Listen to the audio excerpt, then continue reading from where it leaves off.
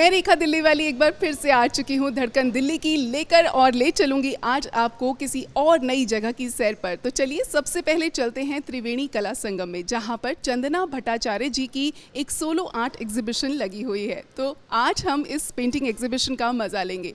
कहते हैं कि कुछ लोग अपने मन के भावों को नृत्य के ज़रिए प्रकट करते हैं, तो कुछ लोग अपने भावों के लिए संगीत का सहारा लेते हैं। चंदना भट्टाचार्य जी अपने मन के भावों को उतारती हैं रंगों के साथ कैनवस पर। तो आइए लेते हैं इस पेंटिंग एग्जीबिशन का मज़ा।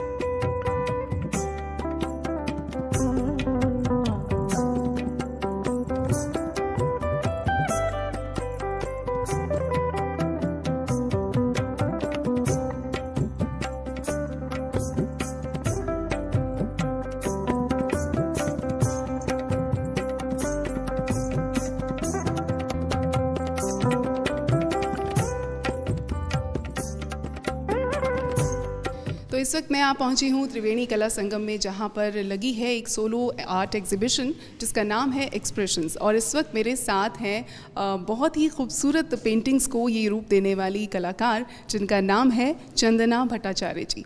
चंदना जी, मैं आपसे पूछना चाहूँगी कि आपको कितना टाइम हुआ है इन पेंटिंग्स को बनाते हुए और कहाँ से आपको इंस्पिरेशन मिली, कैसे इस कला से आप जुड़ी?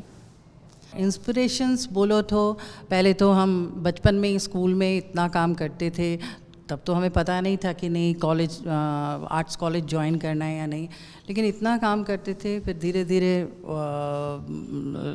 हमारे पापा भी और घर में भी थोड़ा एटमॉस्फेयर था, म्यूज़िकल एटमॉस्फेयर था। माता जी भी मेरी रविंद्रनाथ टैगोर के जस्ट पास घर में जोड़ाशको है ना, जहाँ पे कलकत्ता में रविंद्रनाथ टैगोर का घर है, आसपास से रहते थे, तो मम्मी का उधर आना जाना रहता था। फिर एटमॉस्फेयर हमारे घर में था म्यूज़िकल, रविंद्रनाथ टैगोर के सॉन्ग्स गाते थे। और पिताजी भी आर्मी में थे, पर उनको कविता लिखने का शौक़ था, because he is belongs to Bankura, हमारे वेस्ट बंगाल का एक बहुत ही खूबसूरत जगह है बांकुड़ा। आपने बांकुड़ा घोड़ा का नाम तो सुना है, बांकुड़ा घोड़ा का बहुत फेमस है, तो टेराकोटा है। तो पिताजी वहाँ से बिलोंग करते थे, तो उन्होंने नेचर्स के ऊपर बहुत कविताएं लिखते रहते थे। तो फिर मुझे भी उनकी कविताएं सुन के और इंस्पिरेशंस तो मिला ही, और साथ में ही मैं कुछ क्ले में बहुत काम करती रहती थी। जैसे हम आर्मी क्वार्टर्स में रहते हैं, तो आस पड़ोस से हम लोग छोटे में वो क्ले लेके आते थे। फिर क्ले से तो तब हमें लगता था कुछ क्रिएटिव कुछ चीज़ हम करते रहते हैं, तो छोटी छोटी चीज़ें बनाते थे। यही चीज़ किस तरीके से ग्रो होते होते बड़े होते होते स्कूल्स में, कॉलेज में, तो आर्ट का इतना इंस्पिरेशंस होता रहा और हम अपना अपना काम करते रहे आर्ट में। फिर कॉलेज में एडमिशन लिया, तो मुझे पता भी नहीं था उस टाइम कि कॉलेज कुछ आर्ट का होता भी है कि नहीं। फिर इन्फॉर्मेशन जब मिला, किसी ने हमें बताया आप आर्ट्स कॉलेज ज्वाइन करिए, इतना अच्छा आपका आर्ट है। तो फिर मैं arts college, Lucknow arts college से मैंने पास आउट किया। वहाँ हमें B.N. आर्या जी, हमारे गुरु, बहुत से कलाकार गुरुओं ने हमें आर्ट के बारे में बताया और सीखा। प्रैक्टिस होती रहती थी, नेचर स्टडी और हर तरीके की, जैसे मॉडल स्टडी। तो ये हमने बहुत दिनों से प्रैक्टिस, स्केचिंग, हम लोग इतना काम करते थे। तो उन्हीं सब काम का ये नतीजा है जो आज भी हमारे काम में वो वर्क दिखता है। फिर ये सब करके धीरे धीरे हम काम करते गए और ये है रिज़ल्ट है। तो आप देख ही रहे हैं मेरे मुँह। जैसे कि मैं आपकी पेंटिंग्स में देख रही हूँ, कहीं ना कहीं कुछ गहराई, कुछ डेप्थ नज़र आती है। तो आपने जो भी आप पेंटिंग में दिखाती हैं या कहना चाहती हैं, मैं ज़्यादातर जो देखती हूँ आर्ट की अगर हम बात करें तो हर आर्टिस्ट अपने मन के भावों को, अपनी फीलिंग्स को एक्सप्रेस करता है। क्या आपकी आर्ट में भी आप ऐसा करती हैं? यस, मैं इसी ट्रुथफुल चीज़ को ही दिखाना चाहती हूँ। पहले तो हम लोग ड्रामा करते थे, चलो कुछ देख लिया, कहीं से कुछ कर लिया, यहाँ भी देखा वहाँ भी देखा, बहुत तरीके की चीज़ें बनाते थे। लेकिन धीरे धीरे उम्र के साथ साथ हमारे काम में वो मैच्योरिटी आती जा रही है, क्योंकि उम्र के साथ साथ आपका मन बदलता रहता है। बहुत तरह के एक्सपीरियंस होते हैं आपको, आपका जीवन चलता है कॉलेज में, उसके बाद आप आफ्टर मैरिज, तो तरह तरह की बहुत चीज़ें आप चेंज देखते हो लाइफ में है। इससे एक सेटिस्फेक्शन है जो मैं अपने पेंटिंग्स में पूरी तरह से नेचर के लिए ही कुछ करना चाहती हूँ, और मैं उसमें घुल मिल गई हूँ। अब मेरे हर पेंटिंग्स में एक चेहरा देखोगे आप, हो सकता है मैं हूँ, हो सकता है वो धरती माँ हैं। तो इस तरीके से मैंने मोस्टली अपने पेंटिंग्स में अपने वर्क में ये सारी चीज़ें उजागर करने की कोशिश की है। मेरे मोस्ट ऑफ द पेंटिंग में आप टेक्सचर्स देखोगे, बहुत सारे पेंटिंग में मैं टेक्सचर ज़रूर बनाती हूँ, क्योंकि मैंने आपको बताया ये life is not a plain. मुझे उतनी प्लेन पेंटिंग को मैं एक्सप्रेस करना उतना मुझे एक्सप्रेसिव नहीं लगता है, क्योंकि लाइफ इज़ एकदम प्लेन नहीं है, there is a lots of ups and downs. तो वो मैं अपने पेंटिंग्स में दिखाने की पूरी कोशिश करती हूँ। खूबसूरती में भी जो थोड़ी बहुत हमारे प्रॉब्लम्स हैं, चाहे कुछ भी, उस तरीके की सारी चीज़ें मैं अपने पेंटिंग में थोड़ा नेचर के थ्रू एक्सप्रेस करती रहती हूँ। भूदेव जी, आप हमें बताइए कि किस तरह से चंदना जी को आप प्रमोट करते हैं, किस तरह से इन पेंटिंग्स के साथ आप भी जुड़े हैं? नमस्कार टू ऑल व्यूअर्स। बेसिकली देखिए, किसी भी काम करने के लिए उसके पावर ऑफ पर्पस होना चाहिए, और मेरे लिए पावर ऑफ पर्पस था मदर नेचर के साथ जुड़ना। जो हमारी गुरु माँ हैं श्री श्री माधवी माँ, उन्होंने बहुत सारा काम किया हुआ है मदर नेचर के ऊपर, और जो चंदना जी के भी गुरु हैं, तो उन्होंने पहले तो उन्हें इनके पिताश्री ने उनको संगीत और पेंटिंग के बीच में एक चुनने के लिए जब उनसे सलाह परामर्श किया तो उन्होंने पेंटिंग के लिए बोला। तो उनके पास तो मदर नेचर के लिए वो पहले से काम करती थी, मिट्टी से जुड़ी हुई थी। और जब हमारे माता गुरु माँ ने ये हमें मौका दिया तो उन्होंने एक पर्पस और मिशन दिया, तो हम उसके साथ जुड़ गए। और देखिएगा बेसिकली हम जो सारी पेंटिंगों के साथ आपको एक अच्छा भी लगता है कि आप पेंटिंग के साथ एज ए लेमैन आपको अच्छा लगेगा। कभी भी आप पेंटिंग देखेंगे तो उसके साथ आप अनवाइंड करेंगे, आप थके हुए आके देखेंगे कोई नया क्रिएशन है तो आप उससे देखिएगा, आप अपने आप को अनवाइंड करते हुए देखिएगा। इसी तरह से और भी है कि जैसे आप इनके कलर्स, इनके जो पेंटिंग्स हैं इनमें आप देखिएगा हैप्पीनेस है, वाइब्रेंट कलर्स है जो रिफ्लेक्ट करती है आपकी हैप्पीनेस है, जिससे आपको खुशी मिलती है। आप जब पेंटिंग बनाते हैं उस समय का मूड हर पेंटिंग के साथ रिफ्लेक्ट होती है। जो इनके टेक्सचर्स हैं ये बता दें, बहुत सारे कलर्स यूज़ होते हैं, वो सिंबॉलिक होते हैं कि आप जैसे किसी डिज़ायर या हम जो पृथ्वी के बहुत सारे जैसे घनघोर झंझटों में फंस करके हम बाहर निकल रहे हैं। जो पंछी है, जो डव का पिजन का इस्तेमाल किया है वो पीस का सिंबल है, आज़ादी की सिंबल है। तो इस तरह से हम लोग जब ये पेंटिंग करती है ये एक सेकंड ओपिनियन जो लेते हैं, एक बचपन का मन लेती है। तो उसमें कभी कभी हमारे बेटी का उनका मन लेती है, जो यहाँ पे स्कूल पे पढ़ाती है उनके बच्चों को मन को स्टडी करती है, और वही रिफ्लेक्ट करता है इनके पेंटिंग में। जो हम बेसिकली किसी चीज़ को, हमारे यहाँ तो बहुत दुख है, लेकिन हम अगर किसी चीज़ को हम देख के खुशी मिलते हैं वहीं उसी के पास हम अट्रैक्ट होते हैं। तो आप इन पेंटिंग्स में देखिएगा बहुत सारे कलर्स, वाइब्रेंसी, पॉजिटिवनेस, ये सारे चीज़ मिला करके अब एक खुशी, एक आज़ादी की ओर जाते हुए पंछी उड़ती हुई तो आज़ादी की तरफ जा रही है। तो इससे आपको एक संदेश, यही हम मैसेज देना चाहते हैं।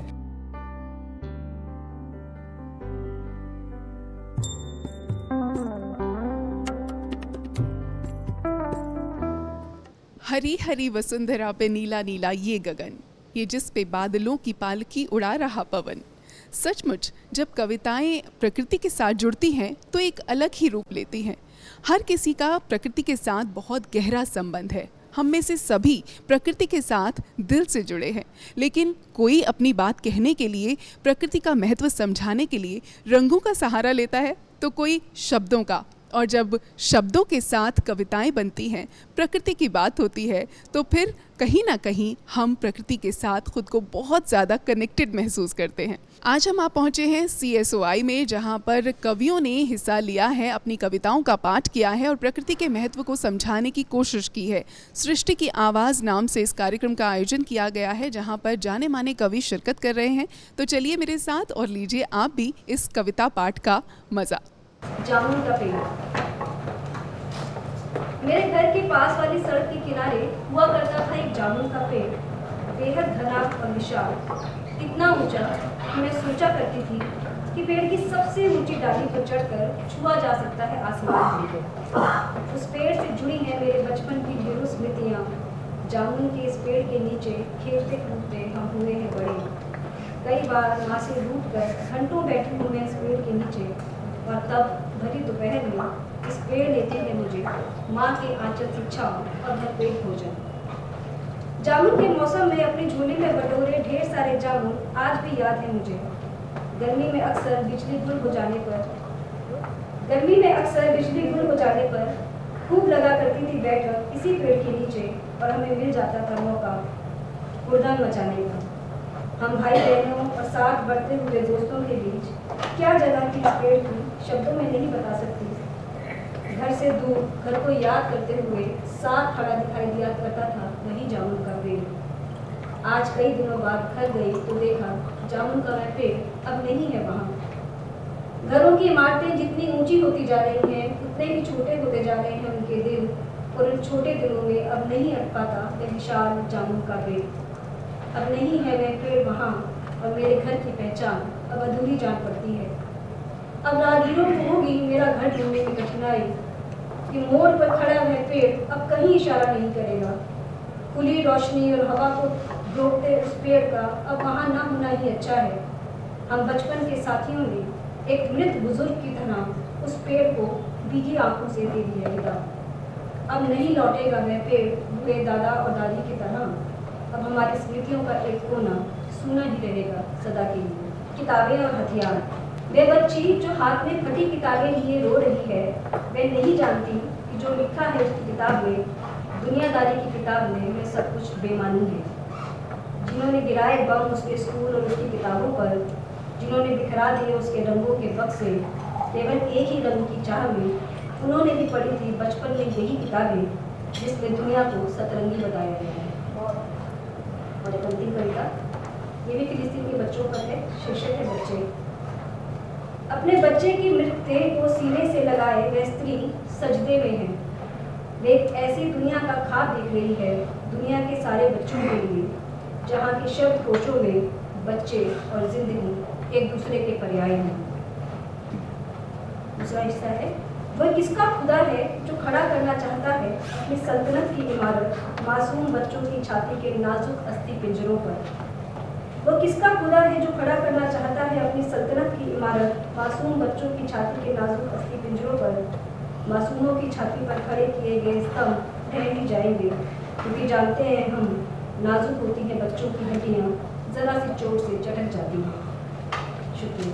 तुम्हें प्रेम करने से मुझे रोकता है मेरा समय, कि जब जब चाहती हूँ तुम पर प्यार लुटाना, न जाने कहाँ से कितने दृश्य हम दोनों के बीच आ खड़े होते हैं, जिनमें छिपा रहता है कुछ इतना भयावह, इतना विद्रूप कि प्रेम एक बार भी गैर जरूरी सा लगने लगता है।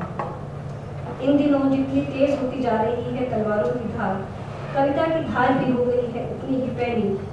बंदूक के नोक पर खड़े कर जहाँ किया जा रहा हो प्रेम, वहाँ तुम्हारे बंदूक की नोक पर खड़े कर जहाँ किया जा रहा हो प्रेम, वहाँ तुम्हारे लिए लिखी प्रेम कविता में मैं शर्म से धसा देती हूँ अपना सर, इस समय ने खारिज कर दिया है प्रेम कविता को।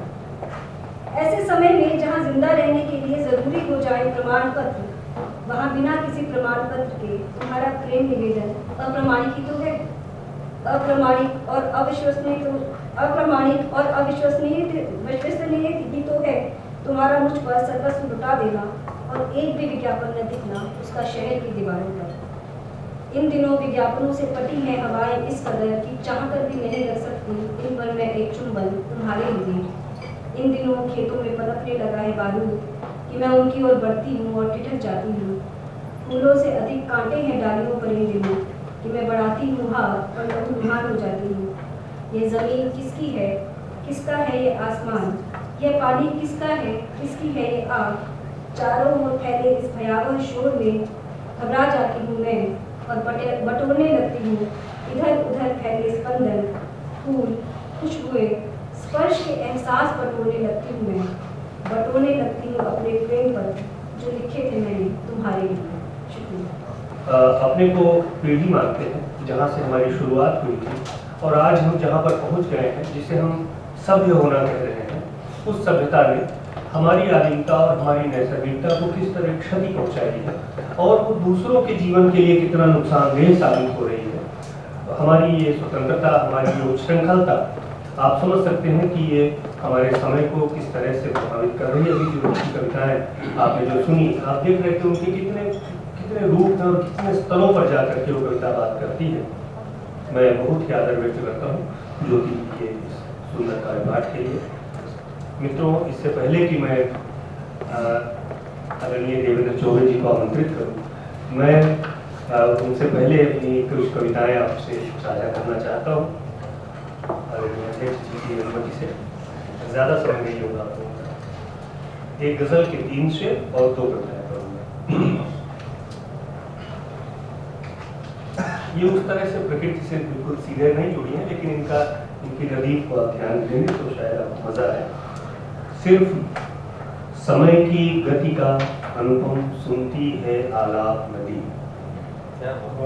सिर्फ समय की गति का अनुपम सुनती है आलाप नदी, अनहद में डूबी डूबी सी रहती है चुपचाप नदी।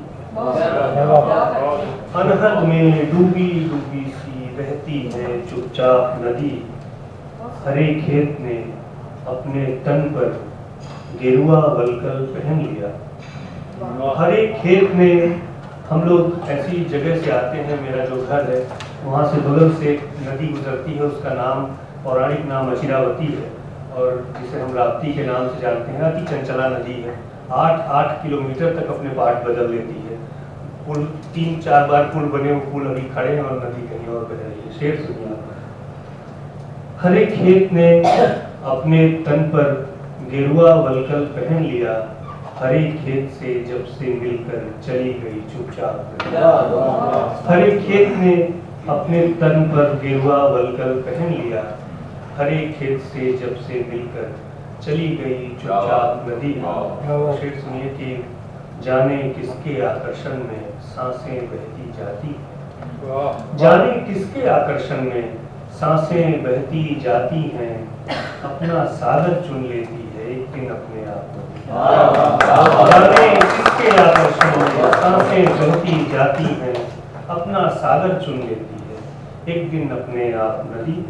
कविता का शीर्षक है लोक कथा। आप देखिएगा इसमें प्रकृति किस तरह से उत्पादन दिख रही है। समझने की बात थी सुनाने को कहानी, जिसमें एक राजा था और थी एक गंवार स्त्री। समझने की बात थी सुनाने को कहानी, जिसमें एक राजा था और थी एक गंवार स्त्री। राजा था प्रेम में, यही कहा राजा ने, मित्रों से मंत्री से कहा यही सबसे। स्त्री थी प्रेम में, यही कहा स्त्री ने, नदी से जंगल से पर्वत से हवा से। दोनों थे प्रेम में। बात बड़ी सीधी थी, सादी थी, कानों कान फैल गई, तन गई और बात टूट गई। दोनों थे प्रेम में, बात बड़ी सीधी थी, सादी थी, कानों कान फैल गई, तन गई और बात टूट गई। मित्र बहुत खुश थे, मित्र बहुत खुश थे, मंत्री बहुत खुश थे और सब खुश थे करके प्रतिकार। अच्छा हुआ बच गई महल की गरिमा, कुलीनता का अधिकार।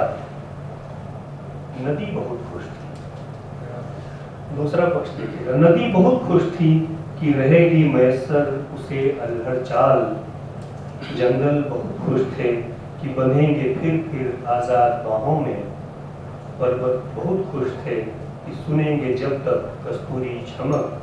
हवा बहुत खुश थी कि होगी अब भी साथ, गंवार खुशबूदार वो खिल खिल ही खिल खिल। बीत गए साल कई साल, न तो निराश था राजा न ही गंवार स्त्री, क्योंकि प्रेम था बीचों बीच। बीत गए साल कई साल, न तो निराश था राजा न ही गंवार स्त्री, क्योंकि प्रेम था बीचों बीच। और हुआ ऐसा, किसी से ब्याह गया राजा, गाती है गंवार स्त्री नदी के साथ साथ अब भी।